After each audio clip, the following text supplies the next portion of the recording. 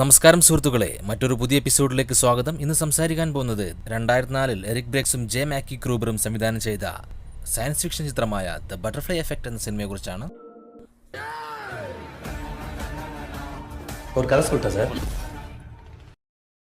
കഥയിലേക്ക് കടക്കും മുമ്പ് എന്താണ് ബട്ടർഫ്ലൈ എഫക്റ്റ് എന്ന് ഒരു ഉദാഹരണത്തിലൂടെ മനസ്സിലാക്കാം. മഹാത്മാഗാന്ധി 1893-ൽ സൗത്ത് ആഫ്രിക്കയിലെ ഡർബനിൽ നിന്നും പ്രിട്ടോണിയയിലേക്ക് ഒരു ട്രെയിൻ നടത്തുകയാണ്. ട്രെയിനിലെ ഫസ്റ്റ് ക്ലാസ് കമ്പാർട്ട്മെന്റിൽ കയറിയ ഗാന്ധിജിയെ വെള്ളക്കാർ പിടിച്ച് പുറത്തേക്കെറിയുന്നു. ഈ സംഭവം ഗാന്ധിജിയെ വല്ലാതെ വേദനിപ്പിച്ചു, ചിന്തിപ്പിക്കുകയും ചെയ്തു. തന്റെ രാജ്യം അനുഭവിക്കുന്ന അടിമത്തത്തിനെതിരെ ശബ്ദമുയർത്താൻ അദ്ദേഹം തീരുമാനിക്കുന്നു.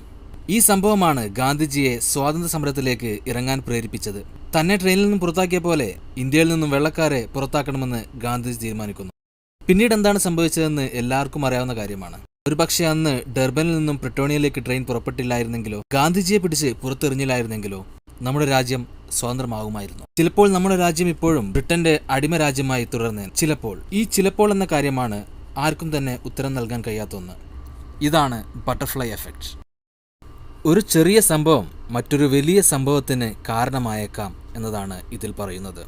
ഇത് കയോസ് തിയറിയുടെ ഒരു ഭാഗമാണ്. ഒരിടത്ത് ഒരു പൂമ്പാറ്റ ചിറകടിക്കുന്നത് കാരണം മറ്റൊരിടത്ത് ഒരു കൊടുങ്കാറ്റ് തന്നെ ഉണ്ടായേക്കാം എന്നതുകൊണ്ടാണ് ഈ തിയറിക്ക് ബട്ടർഫ്ലൈ എഫക്റ്റ് എന്ന് പറയുന്നത്. ഈ തിയറിയെ ഉപയോഗിച്ചുകൊണ്ടാണ് ഈ സിനിമയുടെ പ്രധാന ഭാഗമുള്ളത്. പാസ്റ്റിൽ നടന്ന പല കാര്യങ്ങളും മാറ്റിക്കഴിഞ്ഞാൽ എന്തായിരിക്കും പ്രസന്റിൽ പിന്നെ സംഭവിക്കുക എന്നതുകൂടി ഈ ചിത്രത്തിൽ കാണിക്കുന്നു.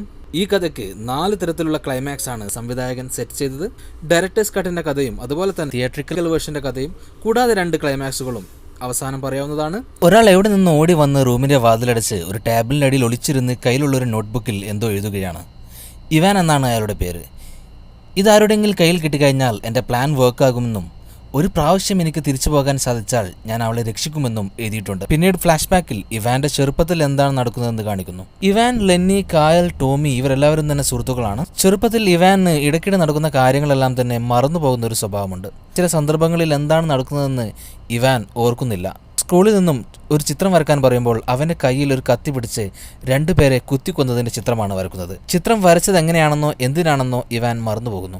ഒരിക്കൽ വീട്ടിൽ കയ്യിൽ കത്തി പിടിച്ചുകൊണ്ട് കിച്ചണിൽ നിൽക്കുമ്പോൾ അമ്മ വരികയും എന്താണെന്ന് ചോദിക്കുമ്പോൾ ഇവാൻ എന്തിനു വേണ്ടിയാണ് കത്തി എടുത്തതെന്ന കാര്യം പോലും മറന്നുപോകുന്നു. ഒരിക്കൽ കേലിയുടെ അച്ഛൻ കേലിയെയും ഇവാനെയും വെച്ചുകൊണ്ട് ഒരു ചൈൽഡ് പോൺ ഫിലിം എടുക്കാൻ ശ്രമിക്കുകയാണ്. അപ്പോൾ നടക്കുന്ന കാര്യങ്ങളും പിന്നീട് ഇവാൻ മറന്നുപോകുന്നു. ഇവാൻ ഒരിക്കൽ അവന്റെ അച്ഛനെ കാണാൻ പോവുകയാണ്. മാനസികരോഗിയെ അച്ഛനെ ഒരു ഹോസ്പിറ്റലിൽ ചങ്ങല കെട്ടിവെച്ചിരിക്കുകയാണ്. ഇവാൻ അച്ഛനോട് സംസാരിക്കുന്നതിനിടയിൽ എല്ലാം മറന്നുപോകുന്നു. ഓർമ്മ വരുമ്പോൾ അച്ഛൻ ഇവാന്റെ കഴുത്ത് ഞെരിച്ച് കൊല്ലാൻ ശ്രമിക്കുന്നതാണ് കാണുന്നത്. പോലീസ് വന്ന് അച്ഛനെ കൊന്നുകൊണ്ടാണ് ഇവാൻ രക്ഷിക്കുന്നത്. അപ്പോൾ ഇവാനും സുഹൃത്തുക്കളും ഒരു എക്സ്പ്ലോസീവ് മെറ്റീരിയൽ വെച്ച് കളിക്കുന്നതിനിടയിൽ അത് പൊട്ടുകയും ഒരു അമ്മയും കുഞ്ഞും കൊല്ലപ്പെടുകയും ചെയ്യുന്നു. പിന്നീട് എന്താണ് സംഭവിച്ചതെന്ന് ഇവാൻ മറന്നുപോവുകയും ചെയ്യുന്നു. കൈലിയുടെ സഹോദരനാണ് ടോമി. അവൻ വലിയ ദേഷ്യക്കാരനാണ്. ഇവാൻ കൈലിയുമായി അടുത്തിടപഴകുന്നത് ടോമിക്ക് ഇഷ്ടപ്പെടുന്നില്ല. ടോമി ഇവാന്റെ ഡോഗിനെ ഒരു ചാക്കിൽ കെട്ടിവെച്ചതിന് ശേഷം കൊല്ലുകയാണ് ചെയ്യുന്നത്. അന്ന് സംഭവിച്ച കാര്യങ്ങളും ഇവാൻ മറന്നുപോകുന്നു. അതിനുശേഷം ഇവാൻ അവിടെ നിന്നും വീട് മാറി മറ്റൊരു സ്ഥലത്തേക്ക് പോവുകയാണ്. അതിനുശേഷം ടോണിയെയോ ലെന്നിയോ കേലിയോ ഇവാൻ കാണുന്നില്ല. പിന്നീട് വർഷങ്ങൾക്ക് ശേഷം ഒരു യുവാവായ ഇവാനെയാണ് കാണിക്കുന്നത്. ഇവാൻ തന്റെ ഡയറി എടുത്ത് വായിക്കുമ്പോൾ പെട്ടെന്ന് ചില പഴയ കാര്യങ്ങൾ ഓർമ്മയിലേക്ക് വരുന്നു. പണ്ട് ടോമി ഡോഗിനെ കൊന്ന ആ സംഭവമാണ് ഡയറിയിലൂടെ വായിക്കുന്നത്. എന്താണെന്ന് സംഭവിച്ചതെന്ന് ഓർമ്മ വരുന്നു. ഡയറി വായിച്ചാൽ പഴയ സംഭവങ്ങൾ ഓർമ്മ വരുന്നത് ഇവാൻ മനസ്സിലാക്കുന്നു. പക്ഷേ രണ്ടാമതും ഡയറി വായിക്കുമ്പോഴാണ് മറ്റൊരു കാര്യം മനസ്സിലാക്കുന്നത്. സംഭവങ്ങൾ ഓർമ്മ വരുന്നതല്ല, ആ സമയങ്ങളിലേക്ക് തിരിച്ച് ടൈം ട്രാവൽ ചെയ്തു പോവുകയാണ്. അതായത് ചെറുപ്പത്തിൽ ചില സംഭവങ്ങൾ ബ്ലാക്ക് ഔട്ടായി പോയത് അന്ന് ആ അനുഭവങ്ങൾ ഇല്ലാത്തത് കൊണ്ടാണ്. അതായത് ഇപ്പോൾ ഡയറി വായിക്കുമ്പോൾ ആ സമയത്തേക്ക് ചെന്നുകൊണ്ട് അന്ന് അനുഭവിക്കാത്ത കാര്യങ്ങൾ ഇപ്പോഴാണ് അനുഭവിക്കുന്നത്. ഡയറി വായിക്കുമ്പോൾ പാസ്റ്റിലേക്ക് പോവുകയും ആ നിമിഷങ്ങളിൽ ജീവിക്കുകയുമാണ് ചെയ്യുന്നത്. അതുകൊണ്ടാണ് കുട്ടിയായിരുന്ന സമയത്ത് ഇവാന് അവയൊന്നും തന്നെ ഓർമ്മയില്ലാത്തത്. അപ്പോൾ പാസ്റ്റിലേക്ക് എത്തുന്ന ഇവാൻ അയാൾ വിചാരിച്ചു കഴിഞ്ഞാൽ അന്ന് ചെയ്ത പല കാര്യങ്ങളും മാറ്റി ചെയ്യാൻ സാധിക്കും. അന്ന് അങ്ങനെ പല ചെറിയ കാര്യങ്ങളിലും മാറ്റം വരുത്തിയാൽ ഇപ്പോൾ പ്രസന്റിൽ എന്തായിരിക്കും വരുന്ന വലിയ മാറ്റങ്ങൾ. അങ്ങനെയുള്ള ചില മാറ്റങ്ങളെയാണ് ബട്ടർഫ്ലൈ എഫക്റ്റിലൂടെ ഈ സിനിമയിൽ കാണിച്ചിരിക്കുന്നത്. ഡയറി വായിച്ച് പാസ്റ്റിൽ പോയി നടത്തുന്ന ചില കാര്യങ്ങൾ തിരിച്ചു വന്ന് ഫ്യൂച്ചറിലെത്തുമ്പോൾ വലിയ മാറ്റങ്ങളാണ് ഉണ്ടാക്കിയിട്ടുണ്ടാവുക. രണ്ടാമത് ഡയറി വായിക്കുമ്പോൾ എക്സ്പ്ലോസീവ് ഉപയോഗിക്കുന്ന സമയത്തേക്കാണ് അവൻ തിരിച്ചു പോകുന്നത്. ആ സമയത്ത് അവൻ്റെ വായിൽ നിന്നും സിഗരറ്റ് വയറിന് മുകളിലേക്ക് വീഴുകയും വയറ്റത്ത് ഒരു അടയാളം ഉണ്ടാവുകയും ചെയ്യുന്നു. പിന്നീട് തിരിച്ചു വന്ന് തൻ്റെ വയറിൽ നോക്കുമ്പോൾ അന്നുണ്ടായ മുറിവിൻ്റെ അടയാളം കാണാം ഇവാന്. ഇവാനും അമ്മയും ഒരു ജ്യോതിഷിയുടെ അടുത്ത് പോവുകയും തൻ്റെ കൈ കാണിക്കുകയും ചെയ്യുന്നു. ഇവാൻ്റെ കൈ കണ്ട് ജ്യോതിഷി പറയുന്നു, ഇയാൾ ജനിക്കേണ്ടവനെ അല്ല, ഇയാൾക്ക് ജന്മരേഖയുമില്ല, ഇയാൾ ജീവിച്ചിരിക്കുന്ന ആളുമല്ല എന്ന്. ഇക്കാര്യമൊന്നും തന്നെ അവർ മൈൻഡ് ചെയ്യുന്നില്ല. പിന്നീട് ഇവാൻ കെയ്ലി ജോലി ചെയ്യുന്ന സ്ഥലത്തേക്ക് പോവുകയും കെയ്ലിയെ കാണുകയും ചെയ്യുന്നു. പണ്ട് ചെറുപ്പത്തിൽ കെയ്ലിയെ വെച്ചുകൊണ്ട് പോൺ ഫിലിം എടുക്കാൻ ശ്രമിച്ചതിനെക്കുറിച്ചും അന്ന് നടന്ന കാര്യങ്ങളും കെയ്ലിയോട് ചോദിക്കുന്നു. താൻ മറക്കാൻ ആഗ്രഹിക്കുന്ന കാര്യങ്ങൾ ചോദിച്ചതുകൊണ്ട് കെയ്ലി അവിടുന്ന് വിഷമിച്ച് ഓടിപ്പോകുന്നു. പിന്നീട് ഈ വിഷമത്താൽ കെയ്ലി ആത്മഹത്യ ചെയ്യുന്നു. ഈ സംഭവം മാറ്റാനായി ഇവാൻ ഡയറി വായിച്ച് അന്ന് പോൺ ഫിലിം എടുക്കുന്ന ദിവസത്തേക്ക് പോകുന്നു. കെയ്ലിയുടെ അച്ഛനെ കൊണ്ട് ആ ഫോൺ ഫിലിം എടുക്കുന്നത് തടയുന്നു. തിരിച്ചു വരുമ്പോൾ ഫ്യൂച്ചർ ആകെ മാറിയിരിക്കുകയാണ്. കെയ്ലി അവളുടെ അമ്മയുടെ കൂടെയാണ് ജീവിക്കുന്നത്. ഈ ലൈഫിൽ അവർ രണ്ടുപേരും ഒരുമിച്ചാണ് ജീവിക്കുന്നത്, സന്തോഷത്തോടെ ജീവിക്കുകയാണ്. പക്ഷേ ആ സമയത്ത് കെയ്ലിയുടെ സഹോദരൻ ടോമിക്ക് ഇവർ രണ്ടുപേരും ഒരുമിച്ച് ജീവിക്കുന്നത് ഇഷ്ടപ്പെടുന്നില്ല. അവർ തമ്മിൽ തർക്കിക്കുകയും അടിപിടി നടക്കുകയും ചെയ്യുന്നു. ആ സംഭവത്തിനിടയിൽ ടോമി കൊല്ലപ്പെടുന്നു. ഇവാനെ പോലീസ് അറസ്റ്റ് ചെയ്യുന്നു. ജയിലിലെത്തിയ ഇവാന് അമ്മ ആ ഡയറി കൈമാറുന്നു. പക്ഷേ ഡയറിയുടെ മുഴുവൻ പേജുകളും ഇവാൻ ലഭിക്കുന്നില്ല, കുറച്ച് പേജുകൾ മാത്രം ലഭിക്കുന്നു. ആ ഡയറി കണ്ടെത്താൻ വേണ്ടി ഇവാൻ ജയിലിലെ മറ്റൊരാളുമായി സഹായം തേടുന്നു. അയാളോട് കാര്യങ്ങൾ പറയുന്നു. പക്ഷേ അയാൾ ഒന്നും തന്നെ വിശ്വസിക്കുന്നില്ല. അയാളെ വിശ്വസിപ്പിക്കാനായി ആ പേജിലെ ചില സംഭവങ്ങൾ വായിച്ചുകൊണ്ട് ഇവാൻ വീണ്ടും തൻ്റെ കുട്ടിക്കാലത്തിലേക്ക് പോകുന്നു. സ്കൂളിൽ ചിത്രം വരക്കുന്ന ആ സമയത്തേക്കാണ് പോകുന്നത്. ജയിലിൽ വെച്ച് തന്നെ ഉപദ്രവിച്ച രണ്ടുപേരെ കത്തികൊണ്ട് കുത്തിക്കൊന്നു നിൽക്കുന്ന ചിത്രം ഇവാൻ വരക്കുന്നു. അതിനുശേഷം ഇവാൻ പേപ്പർ നീഡിൽ 2 കൈകളും കുത്തി മുറിവേൽപ്പിക്കുന്നു. പിന്നീട് പ്രസന്റിലേക്ക് തിരിച്ചു വന്നുകൊണ്ട് ജയിലിൽ നിൽക്കുമ്പോൾ തൻ്റെ 2 കൈയിലും ആ അടയാളങ്ങൾ കാണിക്കുന്നു. അങ്ങനെ അയാൾ ഇവാനെ വിശ്വസിക്കുന്നു. അയാളുടെ സഹായത്തോടെ ഇവാൻ ആ ഡയറി കണ്ടെത്തുന്നു. അതെടുത്ത് വായിക്കുകയും ടോമി പണ്ട് ഡോഗിനെ കൊന്ന ആ സമയത്തേക്ക് പോവുകയും ചെയ്യുന്നു. ലെന്നിക്കൊരു മൂർച്ചയുള്ള ആയുധം കൊടുത്തുകൊണ്ട് ആ ചാക്കറുത്ത് ഡോഗിനെ രക്ഷിക്കുകയും ടോമിയുമായി സംസാരിച്ച് എല്ലാ പ്രശ്നങ്ങളും തീർക്കുകയും ചെയ്യുന്നു. പക്ഷേ ആ സമയത്ത് ലെന്നി ടോമിയെ പിന്നിൽ നിന്ന് വന്ന് കുത്തിക്കൊല്ലുന്നു. പിന്നീട് പ്രസന്റിലേക്ക് എത്തുമ്പോൾ മുഴുവനായി മാറുകയാണ്. ടോമി ജീവിച്ചിരിപ്പില്ല. അന്ന് കൊല ചെയ്ത ലെനി ഇപ്പോൾ ഒരു മെന്റൽ ഹോസ്പിറ്റലിലാണ്. കെയ്ലി ആവട്ടെ ഒരു പ്രോസ്റ്റിറ്റ്യൂട്ടായി മാറിയിരിക്കുന്നു. ഇതിനിടയിൽ ഇവാൻ വീണ്ടും ഡയറി വായിക്കുന്നു. പണ്ട് തൻ്റെ അച്ഛനുമായി സംസാരിച്ച ആ നിമിഷങ്ങളിലേക്ക് പോകുന്നു. ഇവാന് ഈ പവർ കിട്ടിയത് തന്നെ തൻ്റെ അച്ഛനിൽ നിന്നുമാണ്.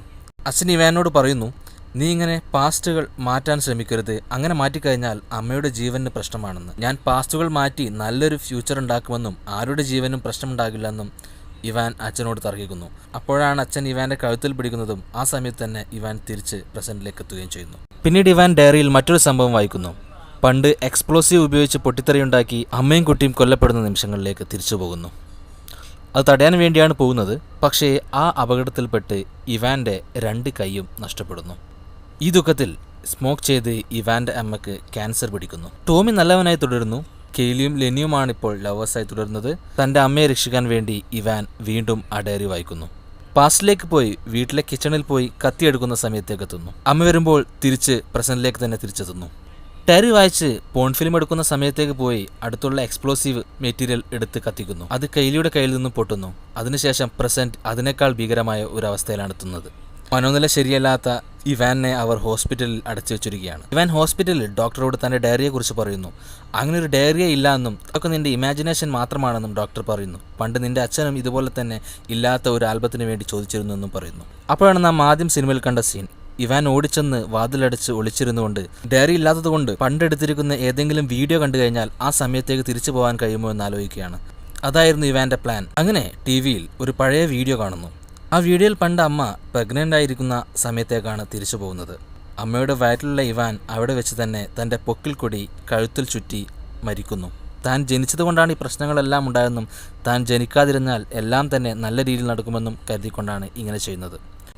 പ്രസന്റിലെത്തുമ്പോൾ എല്ലാം നല്ലതുപോലെ നടക്കുന്നു. എല്ലാവരും സന്തോഷത്തോടെ ജീവിക്കുന്നു. സിനിമയുടെ തിയേറ്ററിക്കൽ വേർഷൻ അവസാനിക്കുന്നത് മറ്റൊരു രീതിയിലാണ്. ഇവാൻ കാണുന്ന വീഡിയോ അമ്മ പ്രഗ്നൻ്റ് ആയിരിക്കുന്ന സമയത്ത് അതല്ല, കെയ്ലിയെ ആദ്യമായി കാണുന്ന ആ നിമിഷത്തെ വീഡിയോ ആണ് കാണുന്നത്. അങ്ങനെ കെയ്ലിയെ ആദ്യമായി കാണുന്ന ആ നിമിഷത്തിലേക്ക് പോകും. ഫസ്റ്റ് കാണുന്ന സമയത്ത് തന്നെ അവർ തമ്മിൽ തർക്കിക്കുകയും പ്രശ്നങ്ങൾ ഉണ്ടാവുകയും ചെയ്യുന്നു. പിന്നീട് ഒരിക്കലും തന്നെ കെയ്ലി ഇവാനോട് കൂട്ടുകൂടാൻ വരുന്നില്ല. ഇവാൻ തൻ്റെ ഡയറി എല്ലാം കത്തിച്ചു കളയുകയും ചെയ്യുന്നു. 8 വർഷങ്ങൾക്ക് ശേഷം അവർ പരസ്പരം ഒരു സ്ഥലത്തു നിന്ന് കണ്ടുമുട്ടുന്നു. കെയ്ലിക്ക് ആളെ അറിയുന്നില്ല, പക്ഷേ ഇവാൻ അറിയാത്ത പോലെ നടന്നു പോകുന്നു. ഒരു എൻഡിങ്ങിൽ അവർ രണ്ടുപേരും പരസ്പരം പരിചയപ്പെടുകയും കോഫി കുടിക്കാൻ പോവുകയും ചെയ്യുന്നുണ്ട്. മറ്റൊരു എൻഡിങ്ങിൽ കെയ്ലി ആളെ മനസ്സിലാകാതെ നടന്നു പോകുമ്പോൾ ഇവാൻ അവളുടെ പിന്നാലെ ഫോളോ ചെയ്യുകയാണ് ചെയ്യുന്നത്. അതുകൊണ്ട് തന്നെയായിരിക്കണം അന്ന് കണ്ടിരുന്ന ജ്യോതിഷി ഇവാൻ ജനിക്കേണ്ടവനെ അല്ല എന്ന് പറയുന്നതും ഇവാന് ജീവരേഖയില്ല എന്നും പറഞ്ഞത്. ഇവാൻ്റെ അമ്മക്ക് 3 കുട്ടികൾ ഗർഭത്തിൽ വെച്ച് തന്നെ നഷ്ടപ്പെട്ടിരുന്നു. അവരെല്ലാവരും ഇതുപോലെ തന്നെ ഒരിക്കൽ ജീവിച്ച് വീണ്ടും തിരിച്ചു വന്ന് ആത്മഹത്യ ചെയ്തവരായിരിക്കാം. ഡയറക്ടേഴ്സ് കട്ട് വേർഷൻ ക്ലൈമാക്സ് തന്നെയാണ് ഏറ്റവും ഉചിതമായതെന്ന് തോന്നുന്നു. നിങ്ങൾക്ക് ഇഷ്ടപ്പെട്ട ക്ലൈമാക്സ് ഏതെന്ന് കമൻറ്റ് ചെയ്യുക. ഈ വീഡിയോ നിങ്ങൾക്ക് ഇഷ്ടപ്പെട്ടാൽ ഈ ചാനൽ നിങ്ങൾ സബ്സ്ക്രൈബ് ചെയ്യുക, ബെല്ലൈക്കൺ അമർത്തുക. വീണ്ടും വരാം. പീസ്.